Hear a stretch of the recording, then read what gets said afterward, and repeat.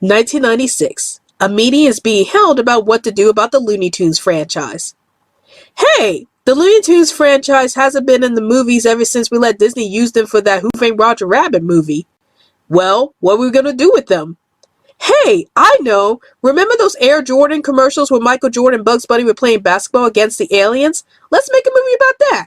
What a good idea! Or at least that's how I think that the conversation went during that meeting.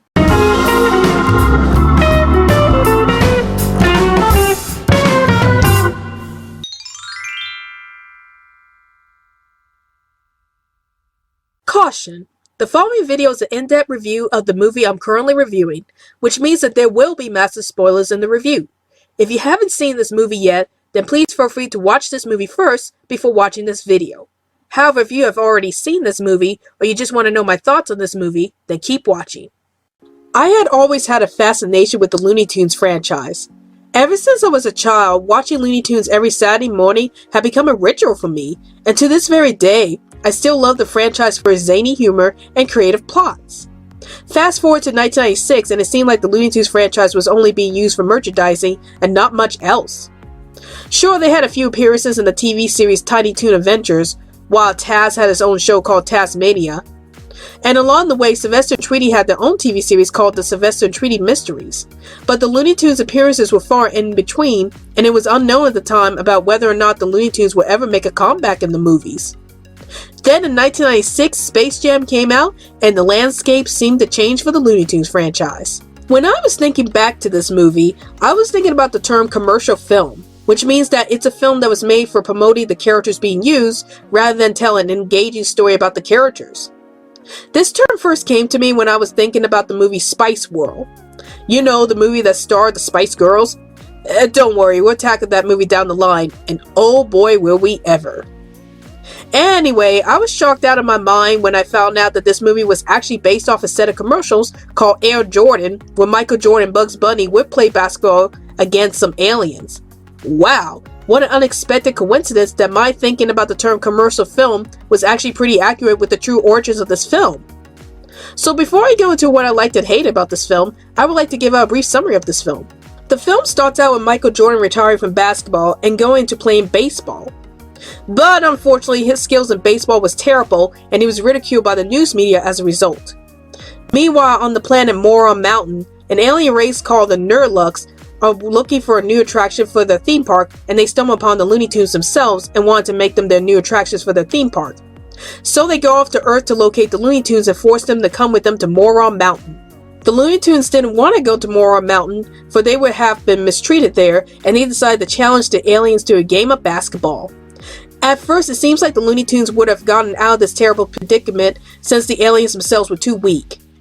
But then the aliens ended up stealing the talents from various basketball players like Charles Barkley, Larry Johnson, and Sean Bradley, putting the Looney Tunes in a tougher position.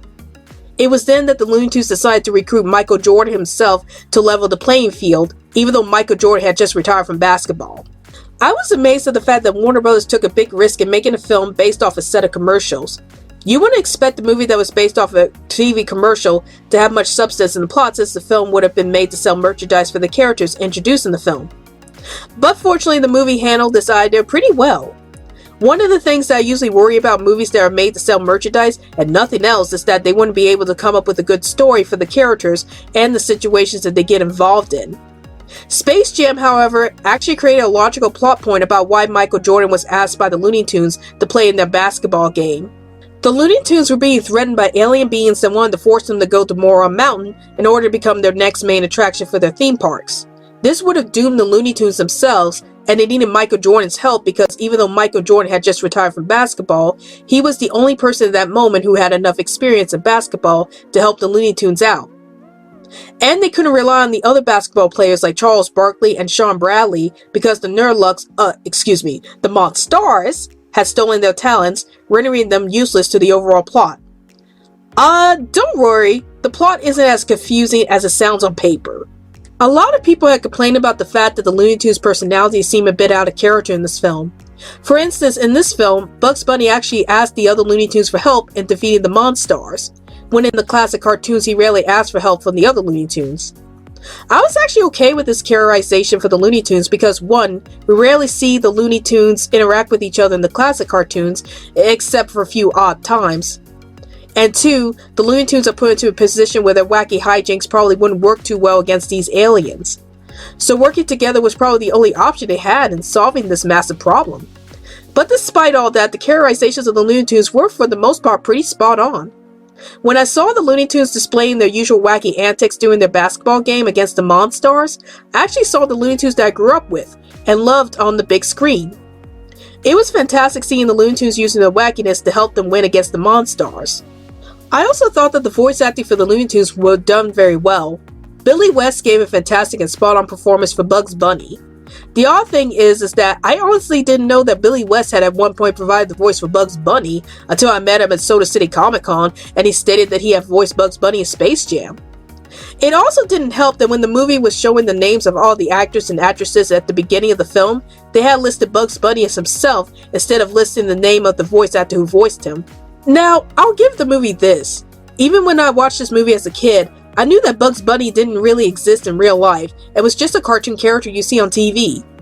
However, I did find it quite creative and fun to see Bugs Bunny's name show up alongside the other actors and actresses, as the movie seemed to treat Bugs Bunny like a real actor.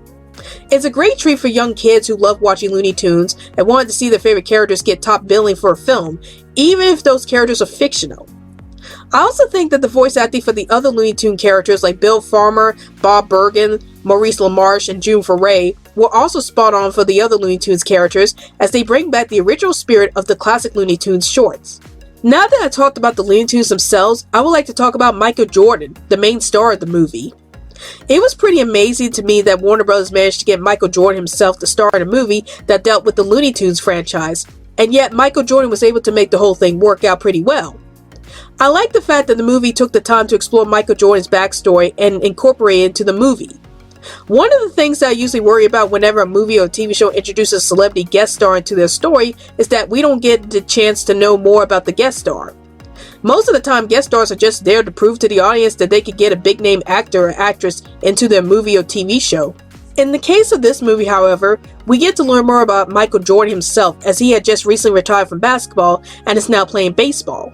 We also get to see him as a child at the beginning of the movie when he tells his father that he wanted to be a great basketball player, and we also get to see his family and friends during the present. What I found amazing about Michael Jordan's side of the story in this film is that most of the events that happened to him retiring from basketball to play baseball, had actually happened to him in real life. I was surprised to learn that in real life Michael Jordan did temporarily retire from basketball to play in baseball, and the movie did a good job in incorporating the real life events that happened in Michael Jordan's life into this movie. Okay, so now that I talked a bit about the characters themselves, I would like to talk about the universe that this movie is set in.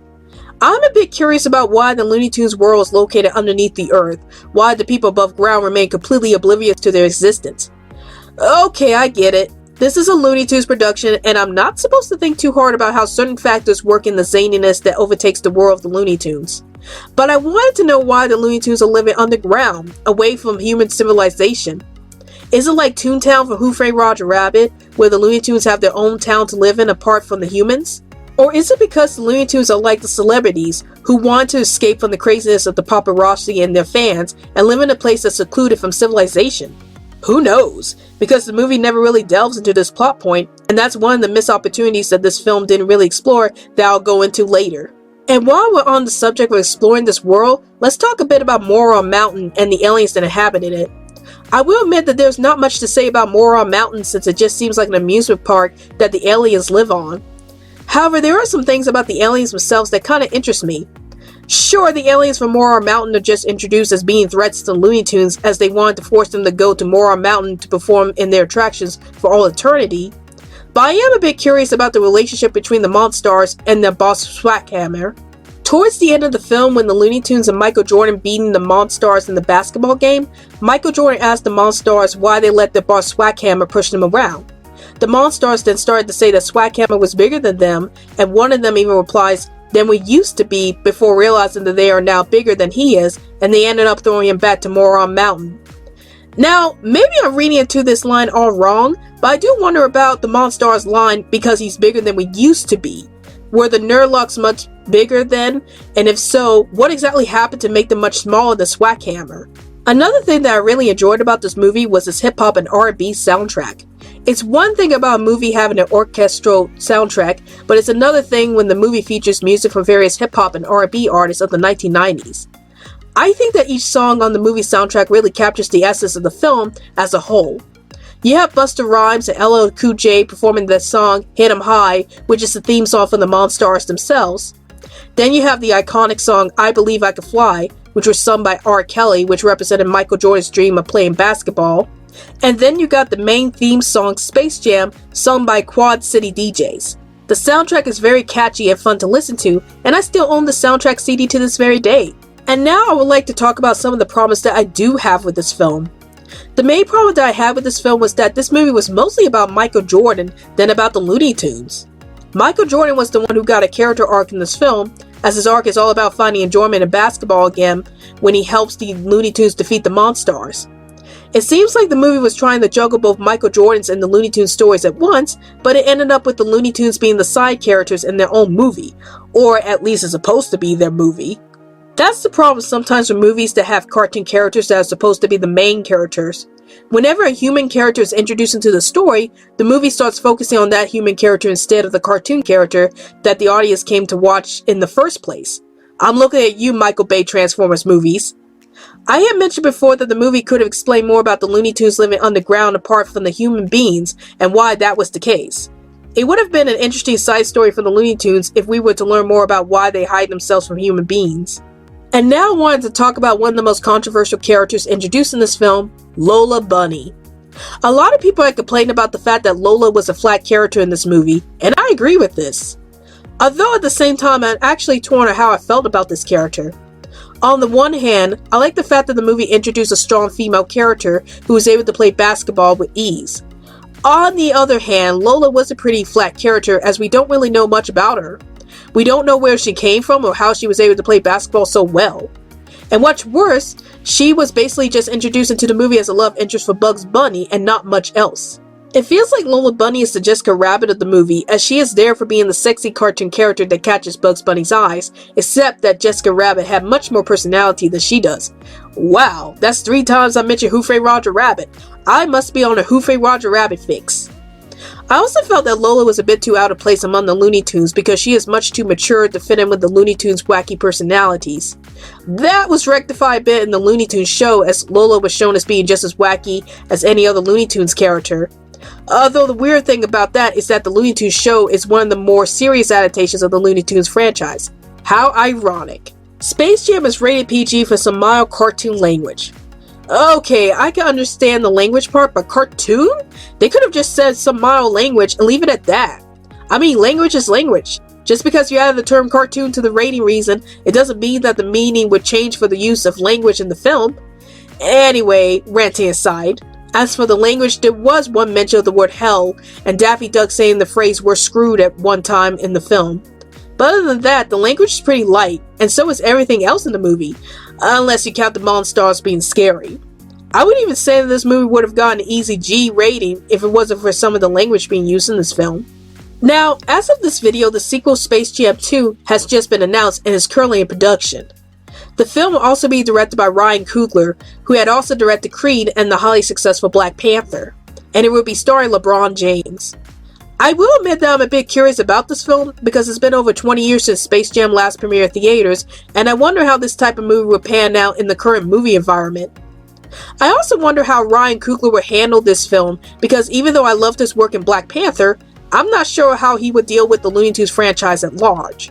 I'm also worried that the sequel will be too similar to the first Space Jam movie in terms of the plot, as it will also star another basketball player, this time it's LeBron James, and I'm not sure if the Monstars will make a comeback in this film. Oh well, only time would tell if this movie would actually get off the ground and how it would pan out with the current audience. Overall, I'm giving Space Jam a score of an 8 out of 10. There were times when the film focused a bit too much on Michael Jordan, and it sort of slowed down the film for me in some places. I also wish that the Looney Tunes had their own story arc besides asking Michael Jordan to help them defeat the Monstars. But despite all that, this was one of the better commercial films I had ever seen. The plot of Michael Jordan helping the Looney Tunes defeat the Monstars was quite entertaining, and the hip-hop R&B soundtrack really made the movie stand out in a creative way. If you want a feel-good movie that stars the Looney Tunes, then I would definitely recommend you check out this movie. Hope you enjoyed my review of Space Jam.